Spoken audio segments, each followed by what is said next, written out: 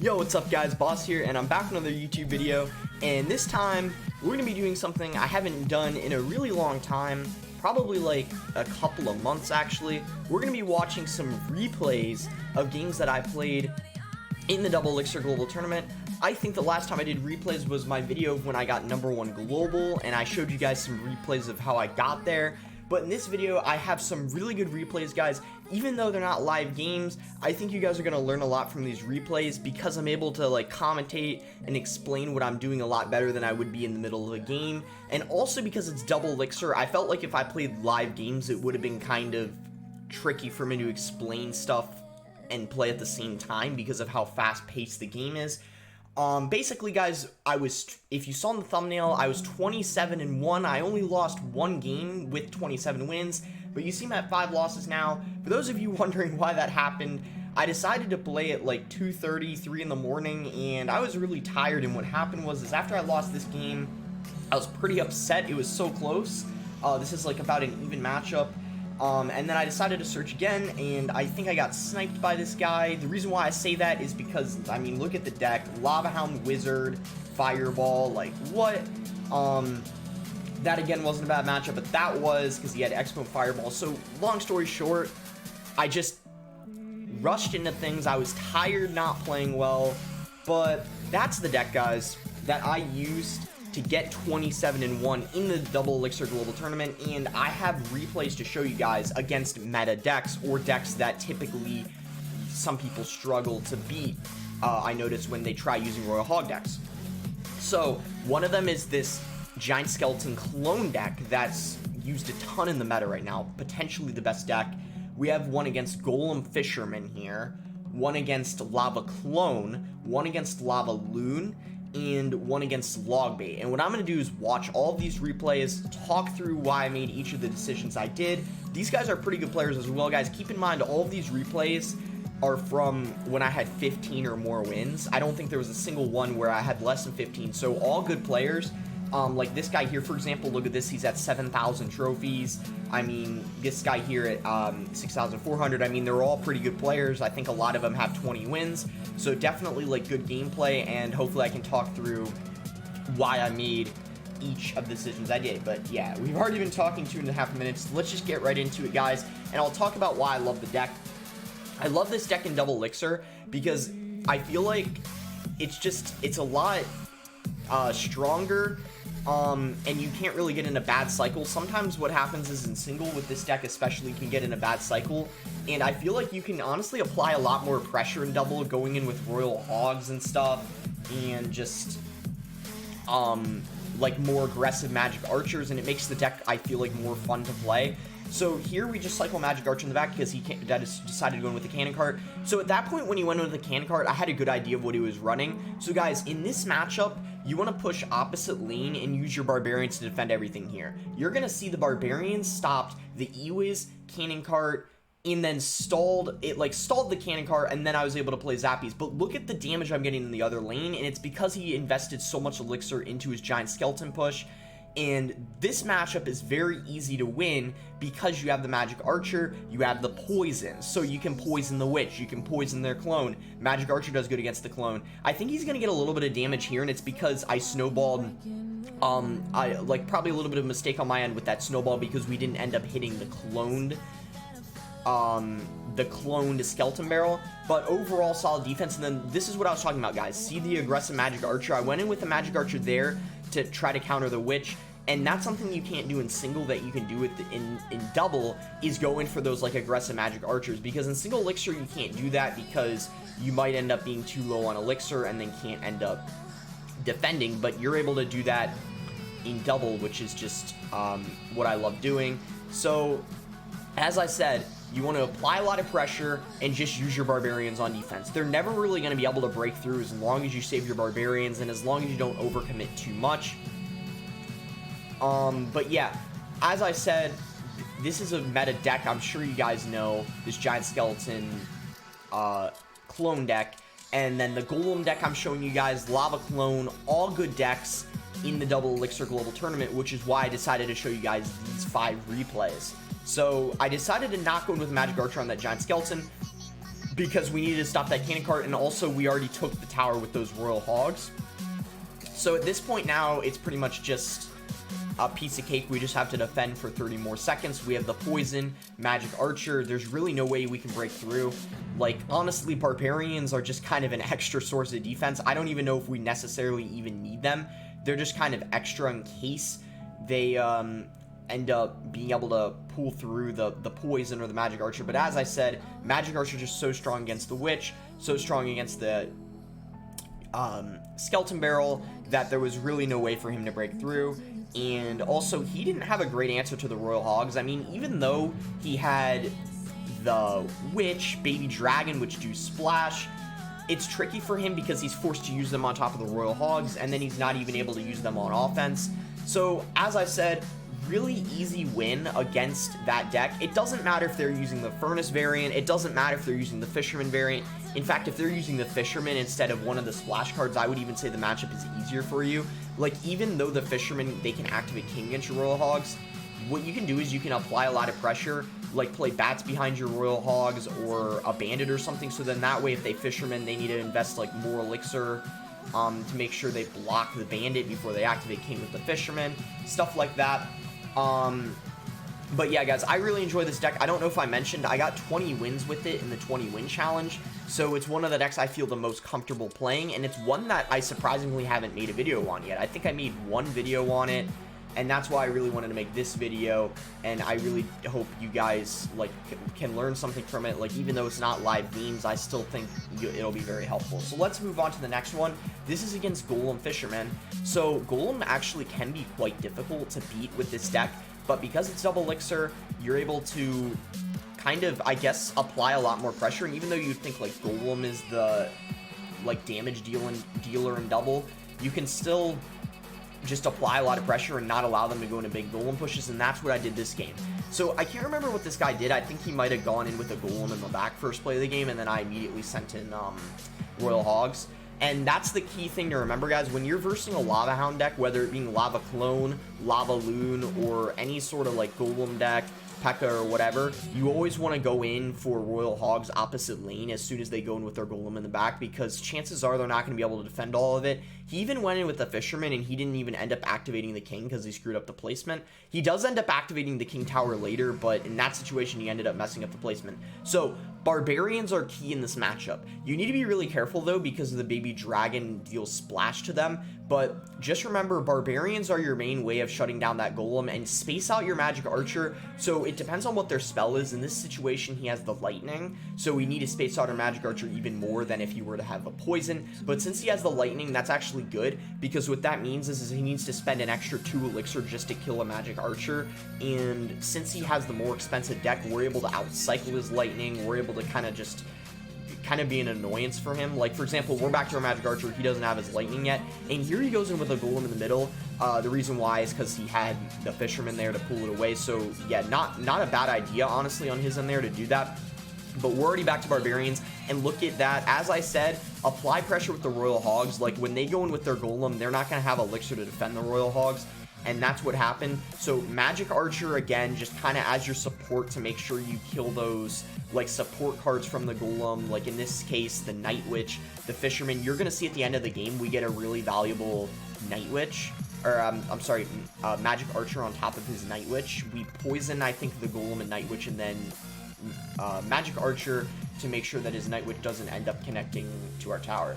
And you'll see that near the end of the game we had really solid defense. But in this game, we've kind of had the lead the whole time, as you guys could tell. We've just been applying a lot of pressure with our royal hogs. We're even, you know, we were even able to snowball there to get some more chip, because as I said, the barbarians are just such a good counter to the golem. And we have poison for the night witch, magic archer, which we can space out. As I said, I played it in the other lane. I want to put it away from my other stuff, so then that way he can't lightning the magic archer, zappy, and the tower, or the barbarians too. So that way he has to decide whether he wants to lightning just the magic archer, or, you know, hit a tower maybe with it, or hit a zappy with it. He has to decide. So yeah, we've just been in control kind of this whole game, and it's just due to the fact that we spaced out our defense really well. We knew when to go in with Royal Hogs. As I said, whenever he goes in with a Golem, we can pretty much always go in with Royal Hogs. And we probably got a little lucky with the fact that he had Lightning instead of Poison. But most Golem decks have Lightning anyways, so I guess you can pretty much implement what I did that game if you verse that in the Double Elixir Global Tournament.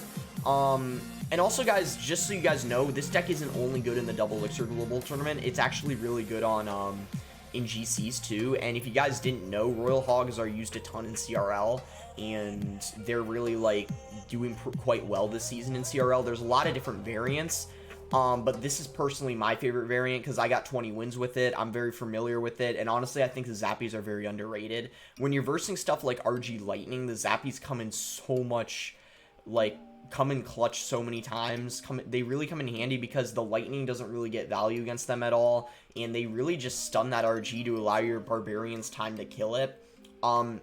So yeah, that's probably another thing I should have mentioned. RG Lightning, really good matchup for this deck as well. Like, you'll have a really easy time beating RG Lightning.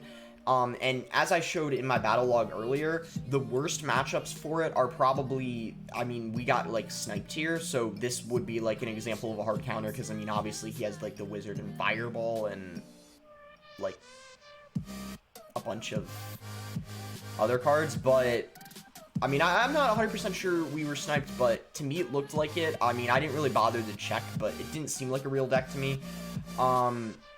That actually isn't a bad matchup, but this one right here is a really bad matchup. Typically, guys, 2.9 isn't a hard counter, but because he had the pump and stuff, and then he had the Fireball in the deck, which I'm pretty sure the deck isn't even supposed to have the Fireball. Like, I thought the deck is supposed to have the Snowball, so, like, if he had Snowball instead of the Fireball, that wouldn't have even been that bad of a matchup, but the Fireball makes it, like, worse for us because we can't really break through with the Royal Hogs, but believe it or not, we did almost end up winning it. So maybe I'll show that replay at the end if we have time, because I feel like I could give some, like, good tips on it. So our next game here is against Lava Clone, and this one really shows you the power of the Magic Archer and the Poison, about how it really comes in handy this game, and that's how I ended up winning this game and defending his pushes, because I feel like people don't use the Magic Archer or Poison to their best ability when they verse Lava Clone, when they're using, well, like, any type of Magic Archer deck. Magic Archer is just so strong against Lava Clone, which is why I see Magic Archer decks all the time end up beating Lava Clone, because you have to do a good job of protecting your Magic Archer. So, like, in this situation, I didn't know what he was using yet, so I kind of went for an aggressive Poison. I thought maybe he was using Golem E-Drag at first, but then now that he whipped out his Lava Hound, we were able to, yeah, like, use the remainder of our Magic Archer and then cycle back to another one, and then look at that Magic Archer, the one we just played, that is gonna, like, clean up the Lava Pups, and then hit the Baby Dragon as well, and then I immediately sent in Royal Hogs knowing that he didn't have much Elixir, and look at what I do here. I go in with Barbarians, and the reason why I did that is because I wanted to protect my Magic Archer to try to get some Magic Archer hits on his tower, but unfortunately, he did end up going in with an E-Drag, but I knew that where that Cannon Cart was placed, I would have been able to go in with, if he didn't E-Drag, I would have been able to play Barbarians, and then that Magic Archer would have been lined up with this tower, and probably would have almost took it, because he wouldn't have been able to, break through those Barbarians quickly, but he had a nice E-Drag there. So I kind of played my Barbarians on defense there. That defense was a little sketchy. I think that was his biggest Lava Hound push that got him a lot of damage this whole game. So look at what I do here. When he goes in with an E-Drag in the back, I decide to rush the other lane with Royal Hogs and Bats because I wanted to force Elixir on the other side. I didn't know what he was going to play, but I knew he had to at least NATO. I didn't know whether he was going to go to Baby Dragon NATO or just NATO by itself, but he played Guards and NATO, spending a lot of Elixir, and, like, kind of what that allows us to do is cycle back to another Royal Hogs, and since he didn't have the Tornado and Cycle, we're able to break through, and then I Poisoned here a little aggressive on top of that E-Drag, and the reason why I felt like I was, like, in a situation where I was able to do that was because we had Magic Archers down, and the Lava Hound was already almost dead, so I knew it was safe to do that. And something else I should say, guys, when you're versing a deck that doesn't have a big spell, for example, this deck we're versing right here, he has Tornado, and he doesn't have, say, like, Fireball or Poison or something, you can actually play your Zappies in the same lane, which you just saw me do a second ago. I played all three of my Zappies in the same lane, and the reason why you can do that is to help you kill like their Lava Hound pushes easier without one of them going into the other lane and doing nothing. The reason why you want to split them if you're versing a big spell is just because you want to, like, you don't want to give them that spell value, and you might want to go into opposite lane pressure. But in this matchup, we didn't really have to split stuff and get all fancy, and it was mostly because he didn't have a big spell. So next up here, guys, we have Lava Loon. And this, guys, might actually end up being my favorite game. Even though Lava Loon isn't, like, I would necessarily say meta, you'll still probably see some of it in the Double Elixir Global Tourney. I think this is the second or third time I versed it. And the reason why that is because, I mean, it's a Double Elixir Global Tourney, so expensive decks are just going to be better. But yeah, as I said, I mean, this guy's a 7K player, so good player, and we managed to get really good value poisons, and that's what you're going to see this game. The way I play this matchup is I was very aggressive. When you're versing like a deck like Lava Loon, you have to be really aggressive because you don't have a ton of answers to the balloon. For example, he has arrows to kill my bats, lightning to kill the magic archer, but what we did, we were very aggressive. So look at this, every opportunity I could, I went in with Royal Hogs and then poisoned if he gave me good poison value. Because he had the barbarians and because he had the minions and the tombstone, I guess, we were always able to get good poison value, because if he wanted to defend the Royal Hogs, he was forced to play stuff like barbarians, minions and stuff, and that's how we were able to end up winning the game, was just partially because of our poisons. Look at that, he ends up playing a lightning, but he doesn't hit the bandit because I think he played it before I played my bandit. So I go in here again with Royal Hogs. The reason why I'm going really aggressive here is because I don't want him to play a balloon behind his Lava Hound. That's the key in this game. You don't want them to play a balloon if you can help it. And if they do play a balloon, you want to make sure you have your Zappies, Magic Archer, and Bats in rotation. Everything you need to stop that balloon. Snowball too, because sometimes you need to push the balloon back. But look at again here, I go in for another poison on top of his minions and the Mega Minion. Really good value. I could have even dropped a snowball here, because what that would have done is killed the Mega Minion on his side of the map and probably allowed the bandit to get another hit or two. But I guess it's alright, because this way I actually ended up saving it for defense here. Look at that, guys. As I said, if you have your Magic Archer, Zappies, and Bats, you can stop the balloon like I did there. Because his lightning can't kill everything. Like, it could, I mean, it can hit a Magic Archer and a couple Zappies, but one of them stays alive, and you still have Bats, Snowball, so you still have other ways to prevent the balloon from getting a hit. Again, I go in with a poison here. As I said, I'm taking every poison opportunity I can get, because that's how I get on top of his tower with bandits or Royal Hogs. You have to poison the tombstones, the barbarians, whatever they have, and that applies to any matchup where you're versing a building. Especially, guys, in this Double Elixir tournament, your playstyle is going to be a little different than it is in single. Like, as I talked about earlier, you're going to be more aggressive in the Double Elixir battles, because you just have more elixir and you're able to like regenerate your elixir quicker, so then you don't need to be... Look at this, guys, this was key here too. I played barbarians to protect that Magic Archer, because the barbarians pushed the Magic Archer to the side, which made the Mega Minion retarget on top of the barbarians. So then I was just able to keep that Magic Archer alive, which forced an arrows out of him, and the poison finished off the game because we ended up playing a bandit in the pocket. I think that, yeah, that's definitely something I should I guess mention. The reason why I went with a bandit in the pocket is because if he ended up going in with a balloon behind the Lava Hound, which I knew he wanted to do, he wouldn't have had the elixir to defend that bandit, and I just decided to play it in the middle, and I think we got a little lucky, to be honest.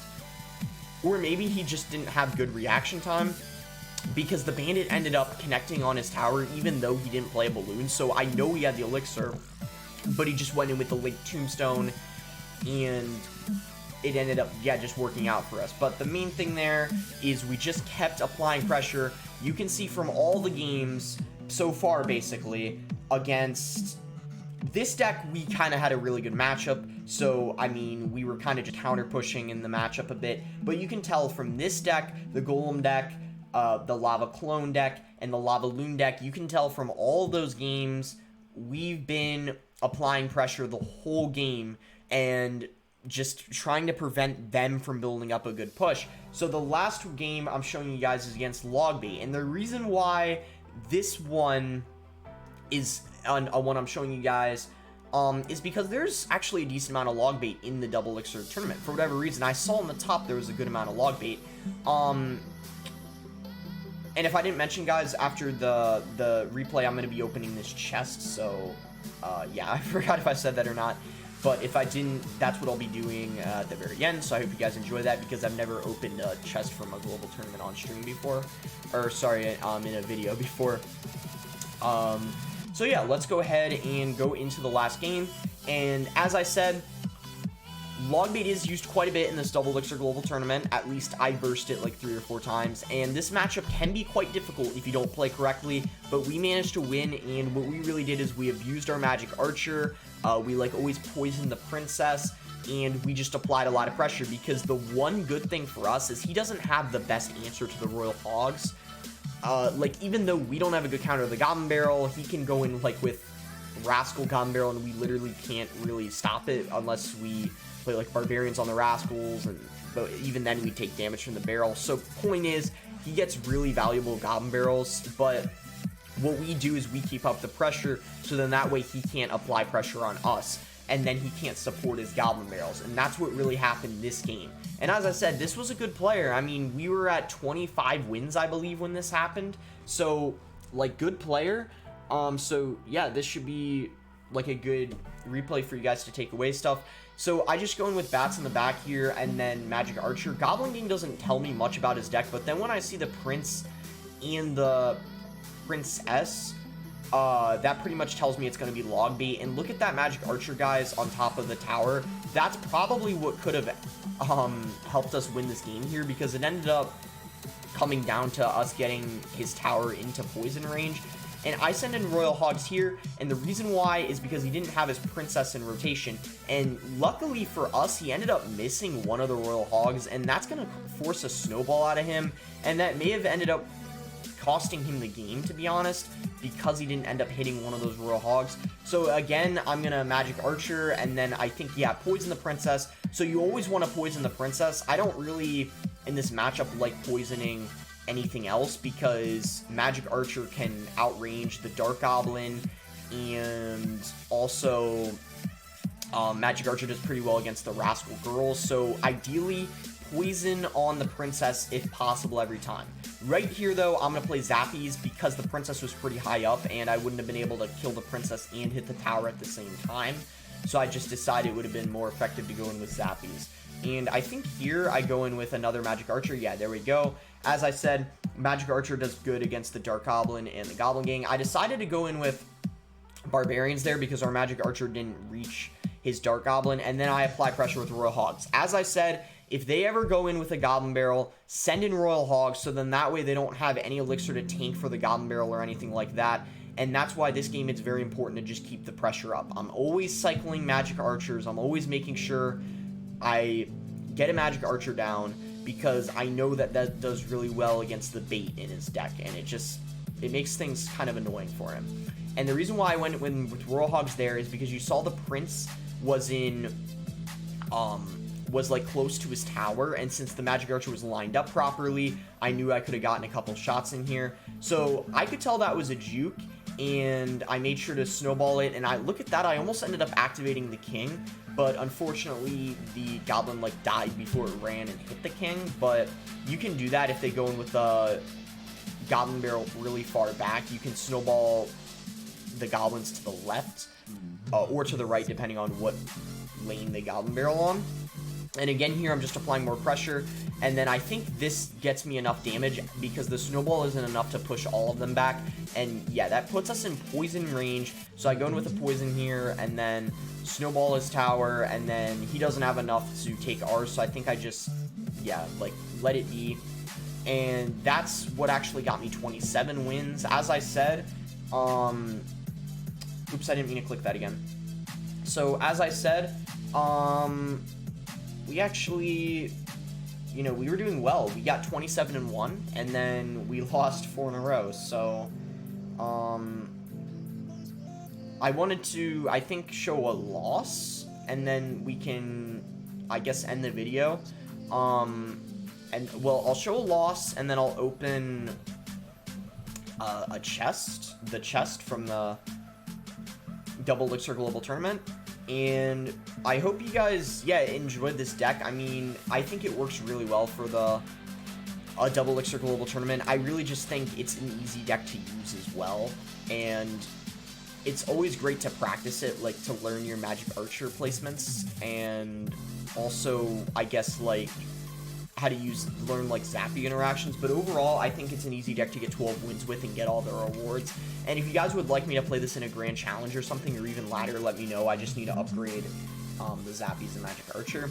But yeah, I would love to play this on ladder because I feel like I'm pretty good with the deck, and it's also a really fun deck to play in the meta after the Magic Archer got a buff.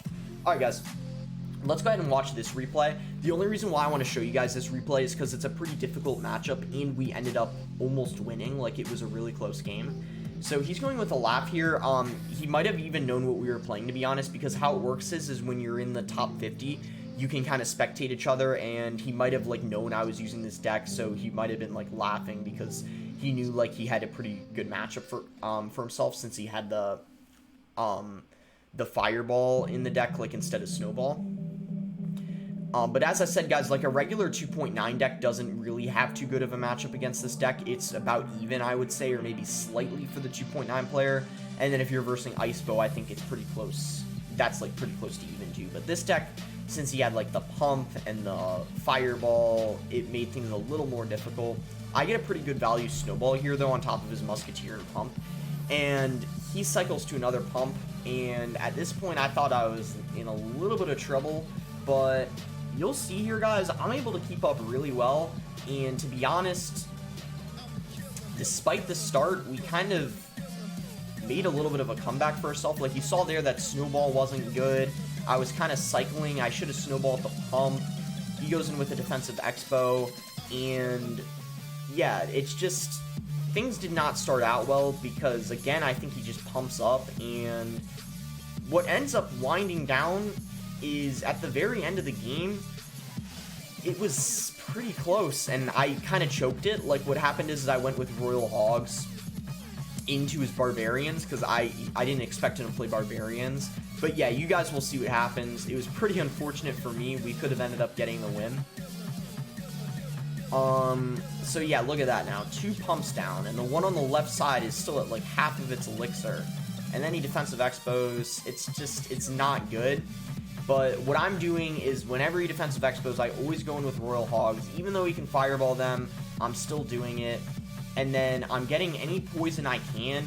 At this point, I'm not worried about poisoning the Pumps. I'm more worried about poisoning the Expo and the Musketeer, because that defensive Expo cannot stay alive. That's what you have to be thinking, is your priority should be killing that defensive Expo, because if they have a defensive Expo down, and then if they go in with an offensive one and they have a defensive one at like half health, you're going to be in a lot of trouble. So your main priority is killing that defensive Expo before they play an offensive one. He goes in for his first one of the game. I'm going to split Barbarians, because Barbarians are a really good tank for the Expo. And then I poison on top of all that. Really good value. He even gave us the well played, because that poison was really like nice value for us. And then I sent a Magic Archer in here on top of his Expo, just because I know I can get a couple of hits on his tower, and also I want to finish off that Expo before it gets another like few hundred damage on our tower.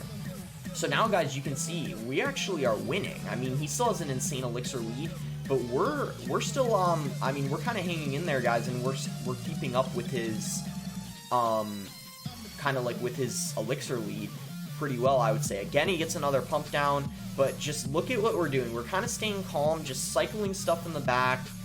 I mean, spreading stuff out. We're not playing our Magic Archer in the lane of the 2 Zappies. We're not like splitting Barbarians in the back. That's one thing I'll say, guys.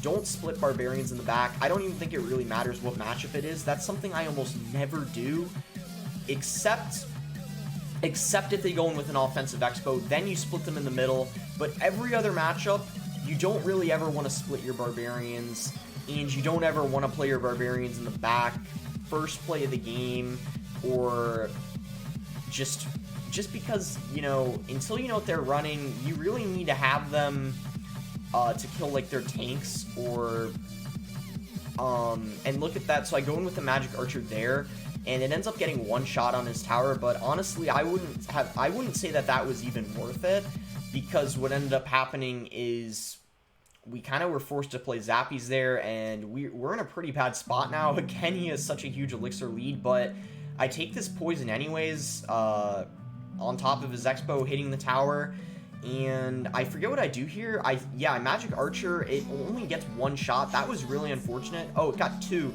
but it would have gotten three if it didn't hit that Tesla that was really low health. And then look at this here. This is what was really unfortunate, guys.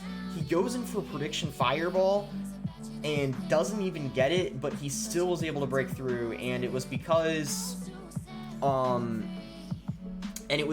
we didn't have really the Elixir to stop it. And then look at that, I play Royal Hogs right into his Barbarians, and it's because I didn't know he was gonna go in with Barbarians, and that was, yeah, basically the end of the game. So that was pretty unfortunate. I mean, he's spamming some laughs here. I mean, obviously, it was a really close game, so he was really happy he won that. But yeah, I still thought that was a game that I played pretty well, so I just wanted to show you guys that replay too of kind of how to play against Expo decks.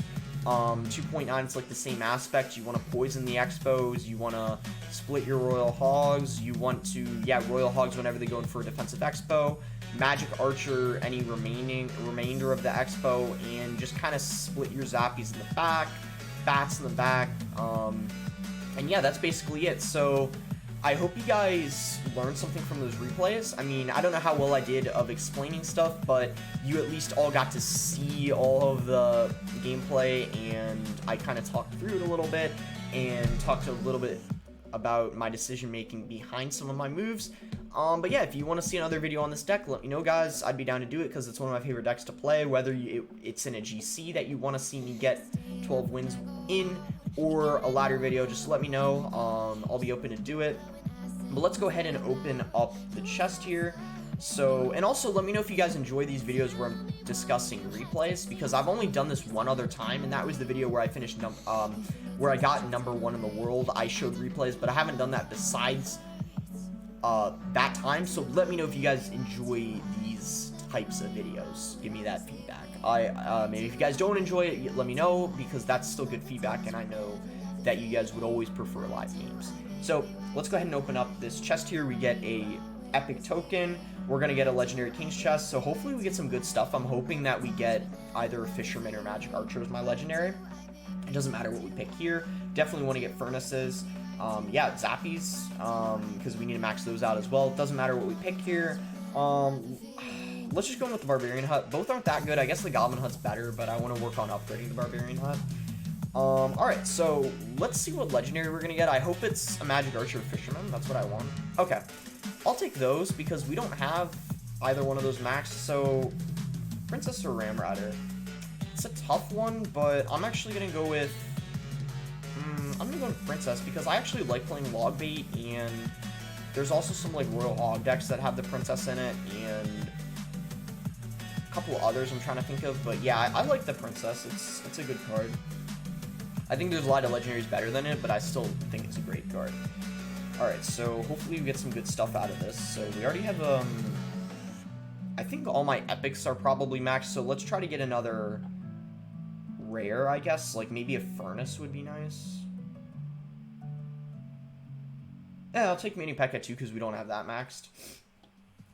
Okay, did we get a legendary? No, we don't, unfortunately. Bad chest overall, but at least we got some Hog Riders, because I don't have a maxed Hog Rider. Alright. Ooh, this is a good chest because there's strikes, right? So we can strike and try to get a good legendary. Well, like I said, I want a Magic Archer Fisherman. So we're gonna get a Ghost. You know, Ghost is actually pretty good too, but you know what? Ghost isn't bad. I might just want to take that, because who knows what I'm going to get if I strike the legendary. I might end up getting something worse. Yeah, I'm going to take Ghost. You know what? I might strike it, but first let's try to get another rare, because I don't want the Barbarian Hut or the heal. I don't want the Bomb Tower. Valkyrie. I'll take Valkyrie. Valkyrie's a lot better than those 3 that I just had. Earthquake, I'll take Earthquake too. Like I said, all my epics are already maxed, so I don't need any of that. So commons. I'm gonna strike the ghost. I want to get Fisherman or Magic Archer.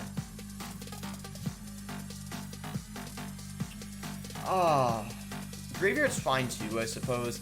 I feel like Graveyard's the same as the Ghost for the most part. You know, I need both of them maxed eventually, but yeah, I really wanted Magic Archer or Fisherman, so that's unfortunate. But we do get a Legendary token, so I can do some trading when I join Panda Steam back, which is nice. But yeah, this was a little longer actually than I planned it on being. I guess that chest opening and me talking at the beginning took forever. But yeah, I hope you guys enjoyed this video. I'm not sure if you guys enjoy these videos of where I'm showing replays, but I find it to be useful to you guys because I'm not extremely focused on the game and I'll be able to like talk through my decision making. So yeah, just let me know what you guys think of it, and I forgot what I was gonna say. Oh yeah, and there's a new update coming, so that's exciting. One in September and October. From the looks of it, I'm pretty happy about it. I'll say my favorite part of it is, even though I don't play a lot of 2v2, I think the party mode is a great addition to the game because it's going to add like variety to players instead of just 2v2. So I think that's a great addition. That's not going to at all hurt the game. It's just going to make it better. Great for the people who love playing 2v2 and that kind of stuff. And the draft mode now where you pick 8 of your cards, I love that idea. And a few months ago, that's actually one of the things that I really wanted. I wanted there to be that draft mode where you pick 8 cards, because you're choosing all the ones you get. So in my opinion, it's less rigged or unfair. I'm trying to think of the right word. I feel like that's better because at least you're picking all your cards. I mean, it's still a little luck-based, but it's a lot less because you're able to pick all of yours.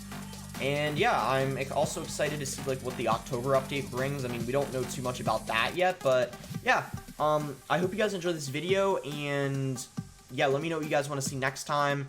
I'm probably next time going to do a ladder video though of pushing to like 7,400 or something like that. I mean, we're not too high up right now. I mean, top 400 is high up, of course, but I want to get to the top 200 soon as the season's ending pretty soon. So yeah, next video, probably the goal will be 7,400, and that'll be coming tomorrow. So I hope you guys enjoyed, and thanks again until next time.